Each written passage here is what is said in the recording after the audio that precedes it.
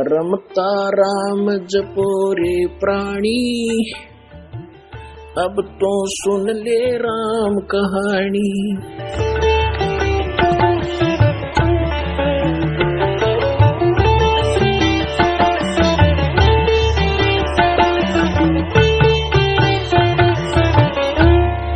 यहाँ परमात्मा में याद दिलाते हैं कि ये दम टूटे पिंडा फूटे हो लेखा दरगाह माही, जिसमें आपकी मृत्यु हो जाएगी।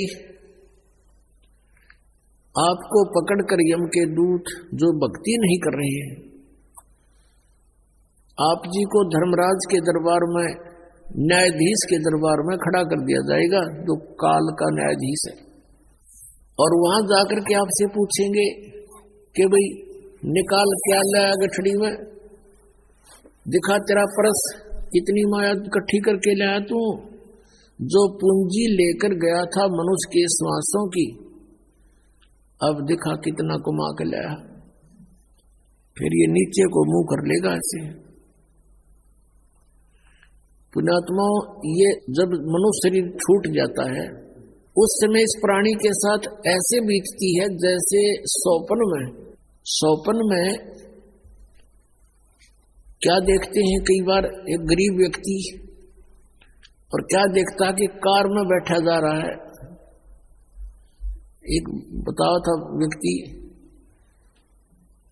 कहने लगा मैं आज सपने में ऐसा देखा कि जैसे कार में बैठा हूं और कार चला रहा हूं, और ब्रेक लगाया, आगे एकदम कोई ऐसी स्थिति आगे ब्रेक लगाया, जोर से पैर मारा और रजाई फटी हुई थी उसकी, उस रजाई में पैर आर पार हो गया। फिर वह आंख खुल गई, यानी निद्रा भंग होगी, देखो होता है वो पैर छोड़ जाया। फिर जब सौपन टूटा तो देखा ना कार और कुछ भी नहीं, और वो सपने में देख रहा खूब जोर से, उसका पेटा है ना भर रहा। तो कहते हैं आज जो सुविधाएं आपके पास है, और जिस समय ये आपकी शरीर छूट जाएगा उस समय आपका सपना सा टूटेगा, और यम के दूत बाजू पकड़ रहे होंगे, वो पाँव जरा होगा टूटी हुई रजाई में, और कहेंगे चल बच्चा। अब उसका विश्वास सा नहीं बनता कि बेटा था, मेरी बेटी थी, कार थी, कोठी थी, कहाँ थी, चल अब बताएंगे तरीके थी। यहाँ बताते हैं कि ये सौपन जब टूट जाता है, जब इसका समझ में आ कुछ भी ना था, मैं तो वैसे ही दुखी हो रहा था कार में, कदे ब्रेक लाऊं था, कदे गियर बदलूं था, और था कुछ भी को नहीं। तो ये जो आज आप देख रहे हो, जब सपना टूटेगा, आपका मृत्यु होगी, आपको ऐसा लगेगा रखे था कौन सा बेटा, कहाँ बेटी, कहाँ कोठी, कुछ भी नहीं था। अब समझ लेना सपने के बाद आपको क्या प्राप्त होता है, याद रह जाती है वो। तो धर्मराज के दरबार में जाकर के इसको खड़ा कर दिया जाता है। फिर वो पूछता है भाई निकाल, उसको तो मालूम तो होता है ये सारा।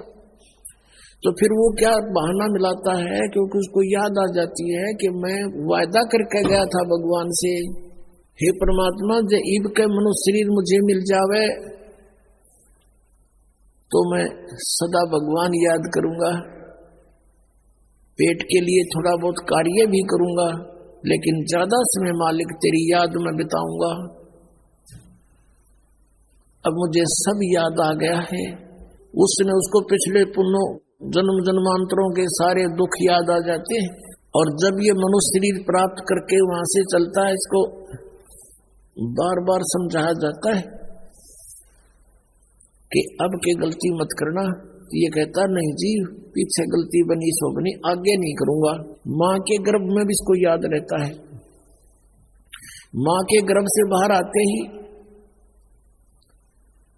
इसके ऊपर तीनों गुणों का ऐसा एकदम प्रभाव बन जाता है,